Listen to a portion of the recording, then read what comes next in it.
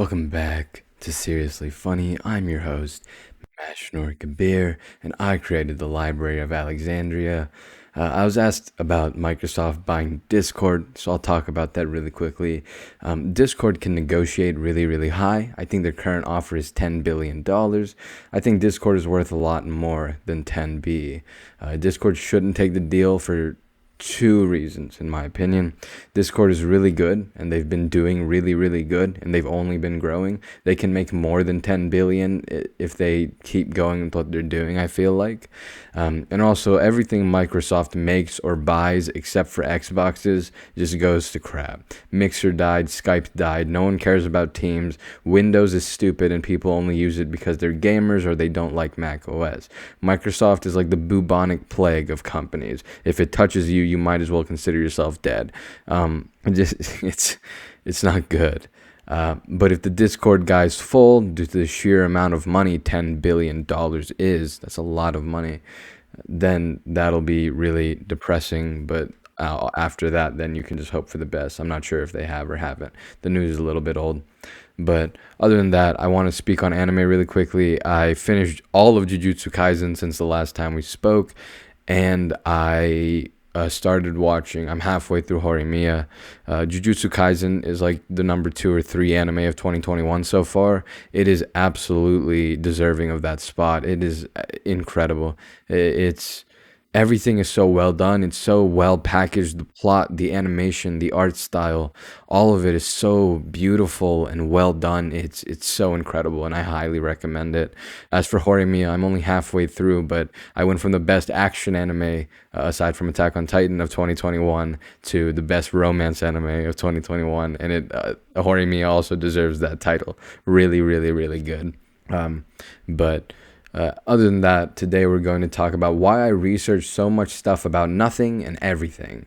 I say research dumb stuff, but I research pretty relevant things.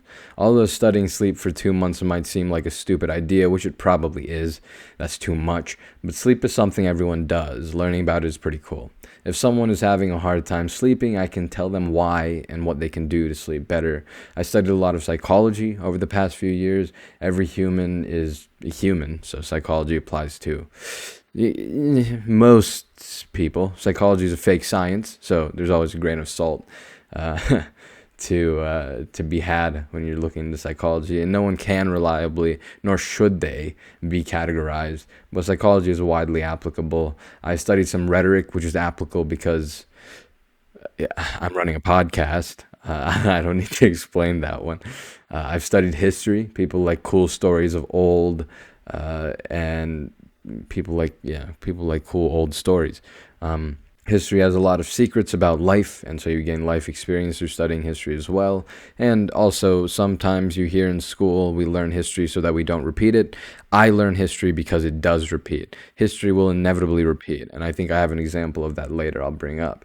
But, you can probably pick apart some of the reasons I research what I do and why I do research on dumb things and why I learn a bunch of dumb random things.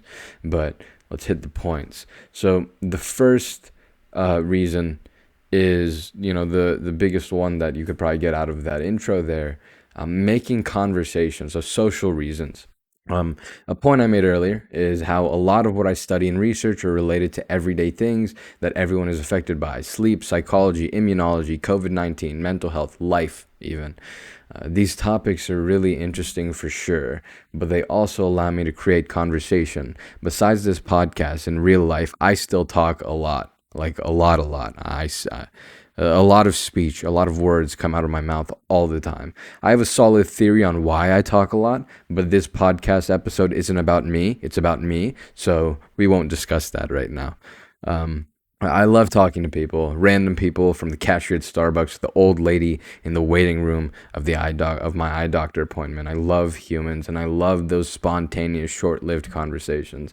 And similar to how the largest and brightest stars burn out the quickest, if I'm only going to have one conversation with a person, I want it to be a good one where they come out satisfied, whether that be from being heard, from talking about things they don't usually talk about. I'm pretty good at making people open up quickly, or from laughing or hearing interesting things. Speaking of laughing, one thing I recently learned is from the ages of 23 or starting at the age of 23, people stop laughing and smiling.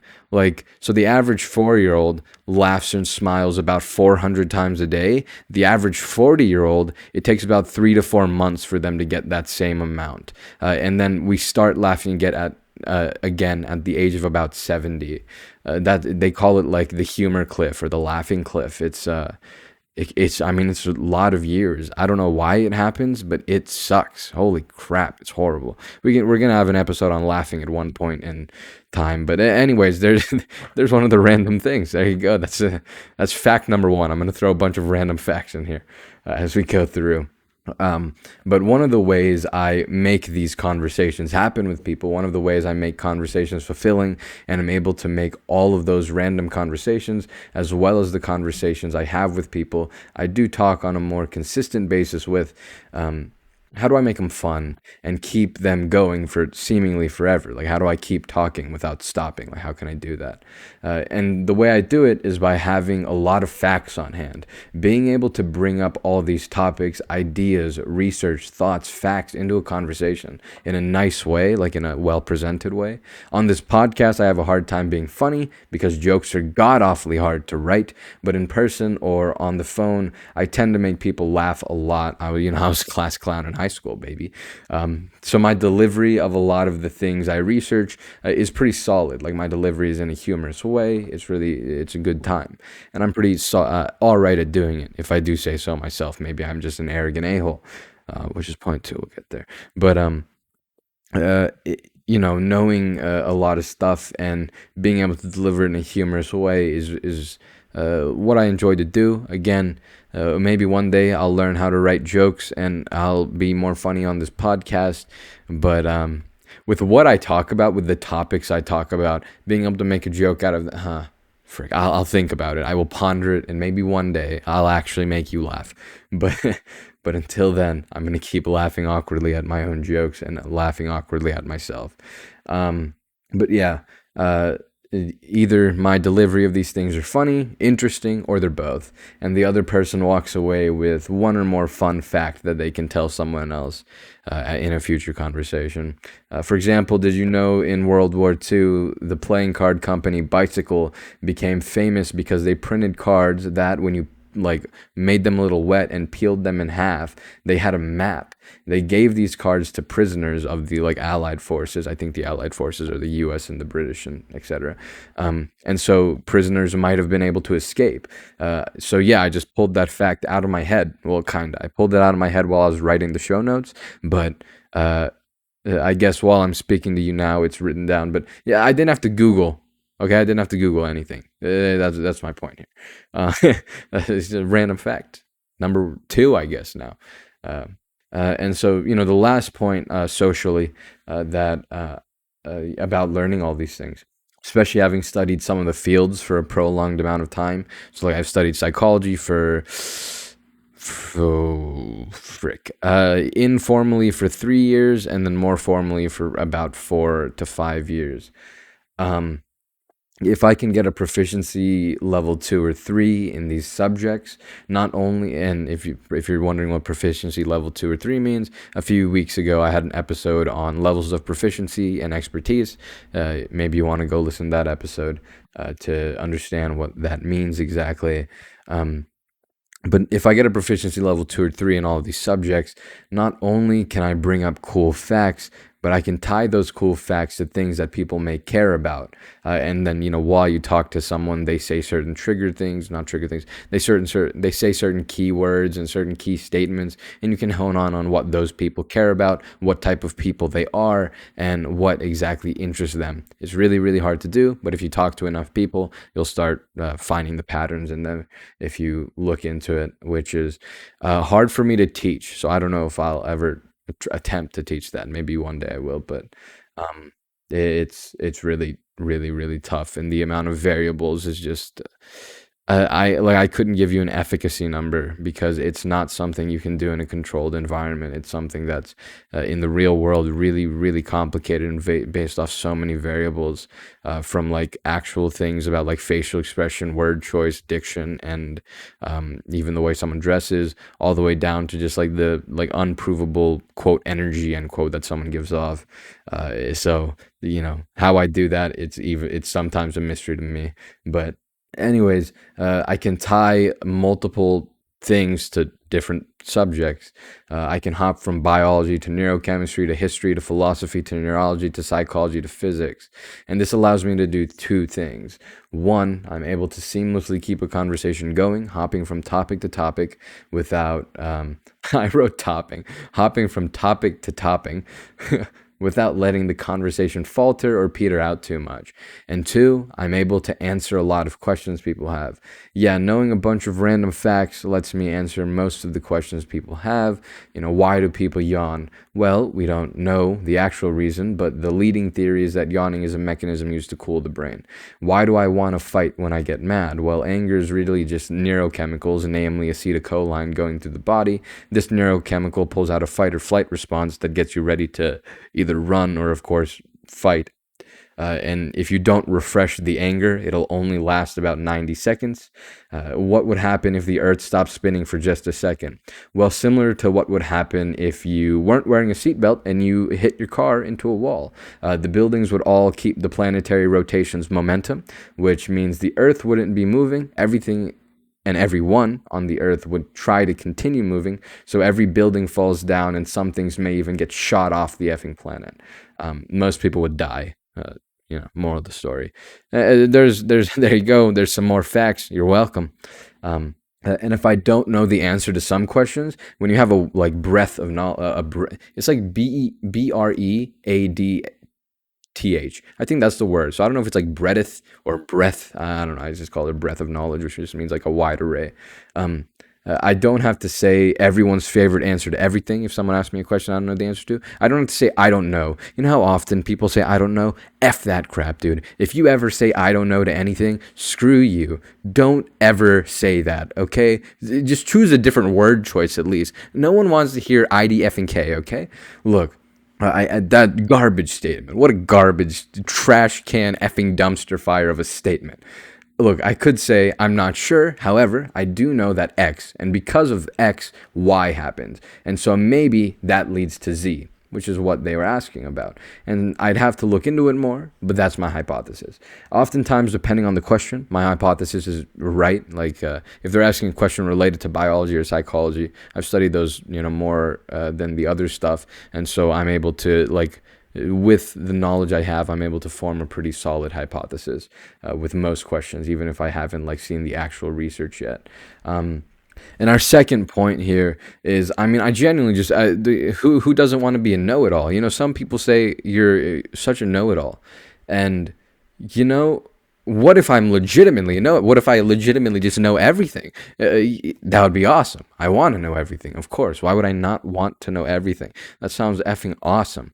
Of course I'm gonna know. Yeah. Knowing everything is absolutely correct. I want to be the greatest know-it-all ever. I want to know all of the knowledge, all of it. Being an arrogant jerk is better if that arrogant jerk is saying stuff that's actually scientifically correct. Then people can get mad at me, but they're wrong. Ha, GG, baby. But, yeah, if you're an arrogant a-hole, if you're still correct about what you're saying, how angry can someone get? They can't just effing get mad and prove you wrong because you're right. So they can, they'll just get mad and they can't do anything about it. So GG, go next. But yeah, those are the top two reasons. I think I'm going to do this more often, but we're going to take a break here. Didn't have an ad at the top of the episode. I'm going to throw that short ad right here, and we will be back right after this short message. I'll see you in a second. Welcome back. Reason number 3 is mental reasons. It's really just it's fun knowing stuff, and it's fun to learn. The next reason is that it's fun. I love learning. Learning is absolutely awesome. Sometimes it's as simple as watching a Kurzgesagt video and getting a chub in your pants. Other times it's an intricate topic where I have to sit down, read a bunch of research papers, and then document what all of those research papers say into a cohesive, easily readable page, which is what is happening with sleep.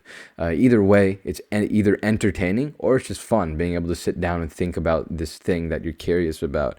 That process is just so awesome. And sometimes it's hard to find the motivation to do something if you don't know what the results will be in the real world. For example, one of the reasons people stop exercising is because they don't automatically lose 50 pounds after going to the gym 2 times. And then they're like, oh, well, what the frick is the point of this? But for me, since I have like proof and I have data that the more I personally know, the more and the better the conversations I have are. Because, I've learned for a while and I've talked to a lot of people, and I found the more I know, the more I can talk about. And the better the conversations are. So I have the data for that. Like I'm 100% sure that like the more I learn about sleep, the more, richer my conversations will be. Expanding my vocabulary in the middle of my speech, dude. Look at me. I'm so incredible. Holy crap. I'm kidding. Um, uh, uh, yeah, but since I have that proof, it's like easy for me to like sit down and learn stuff. As explained by the first point, I know that as I'm learning something, it's going to provide useful to me in some way. Sometimes while I research, I think about like, how could I deliver this fact in a practical conversation? And I'll like run different sentences or statements through my head about like how I could integrate this into my speech. Like when I'm researching the sleep stuff, like, oh, how can I connect this to loneliness? How would I talk about this? How could I make it funny? Thinking about things like that. And then the act of learning in itself is something I absolutely adore. It's this really, really fun thing that's just really cool. You literally have to write something. That's all you have to do to create knowledge. Just by simply writing and articulating observations, even like you can learn something. You can learn by watching like a beautifully produced video featuring a bunch of animated birds, which I'm referring to Kurzgesagt again. Or you can learn by reading. You just have to do something extremely simple and you get knowledge in return. I find it extremely enthralling. I like reading research papers, and a lot of people look at me like I'm effing weird when I say that. But man, research papers are so goated, bro. Like, they're just so easy to go through, and they're so simple, and it's all just presented to you. Like, all you have to do is read. Like, people think it's hard, or people think it's like effing complicated, or people think I'm effing smart or something.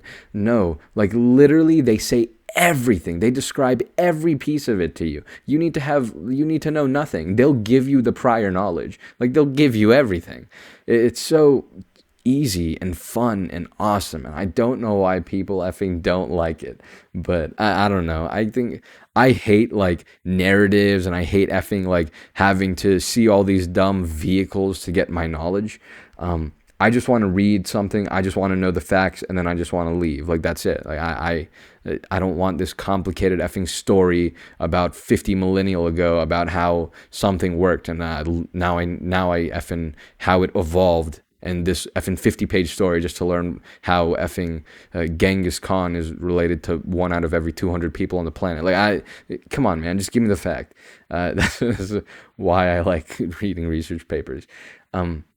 And finally, like just knowing stuff is really cool. I talked about some of the questions I'm able to answer when people ask them, but knowing things from physics and how forces and gravitational laws work, to knowing about plasma waste converters and facts about playing cards, knowing this is just awesome. When you see something happen and you know the math behind how it works, it's an incredible feeling. When I watched Jujutsu Kaisen, this one guy had this really cool ability that dealt with AB calculus property called limits. And knowing the math of that ability, while it's unnecessary to enjoy the show, it was really, really cool, like watching the show and being like, oh, I know how that works. Even though it seems like this like weird scientific fantastical idea, and it is. Like, that's not going to happen in reality if you watch the show, and you know calculus, so you'll get what I'm saying. But it's just really cool, and it makes so much sense. And I don't know. I don't think the writers even knew the calculus, but there is calculus there.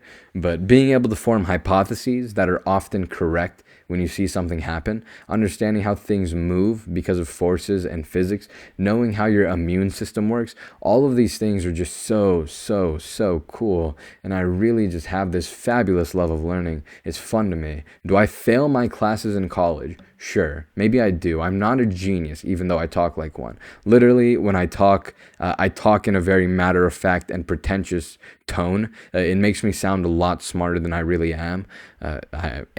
Really am. And so that's just part of my voice. Like I have a deep voice. I have a really forward projection when I speak. And because of that, when I talk, it sounds like what I'm saying. Literally, I'm saying fact, even if I'm saying like an opinion. It's just the way my voice comes off and the way I speak and the way I've learned to talk. And so, I mean, that's a gift and a curse to one extent. You know, I sound like a pretentious, condescending a-hole every time I open my mouth.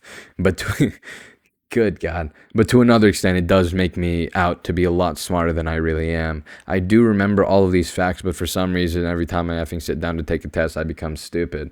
But here's the weirder thing. Although I can't get a 500 in every class, years later, when someone asks about how something worked or how something happened, I'm able to remember those obscure facts that I learned in the class. I'm able to remember the information I learned in the class like years after, like not having studied it. And so for some reason, I fail all my tests and I can't answer a question. But then like 5 months later, someone asks me and I haven't studied this subject in like 5 months. And for some reason, I'm able to answer the effing question. I don't effing understand. For example, in 11th grade history class, I learned about how when machines were becoming popular in the Industrial Revolution and the industrial the industrial era, a lot of people weren't big fans of those machines. You know, the wool mill or whatever, and the all that industry stuff. Because the reason that they weren't fans was because it put people out of work. And that same debate happens today with AI. So remember earlier I said history does repeat? That right there is an example of how history repeats. History is cyclical. Human beings do things over and over again. If you learn history, it's not that you're going to have this great understanding that will allow you to prevent it. No, it'll allow you to be able to basically see the future. And so, like we saw with the Industrial Revolution, no matter how many people often cared, it was more efficient, it was better, and it made more money. And so, you know, those things happened. And they worked out. For AI, maybe it won't work out. We'll have to see. But generally, what that tells me is that AI is going to keep getting bigger, regardless of who does or doesn't care. I mean, we see this now, right? Bill Gates says, hey, AI might kill us all. But then he puts a lot of money into it. Like, it's still going to grow. But, yeah, some people ask, you know, what am I going to do knowing that the mitochondria is the powerhouse of the cell? Well, you're going to bring that fact up and pretend like you're smart. And if you do it right, maybe one day you'll run a podcast too. Yep. Anyways, there's one more point, which is the practical reasons. I'm a scientist. I'm a man of science. I like doing things that are scientific, that are proven, that work, that do something, like actually do something. I like doing proven things. I like doing things that are like I know will be good. And I like to know in what way they're good. Like just more than just eat vegetables, they're good for you. I want to know how the vegetables are good for me. And I say that, but I actually have no idea why vegetables are good for me. Frick. God, maybe that's the next point of research.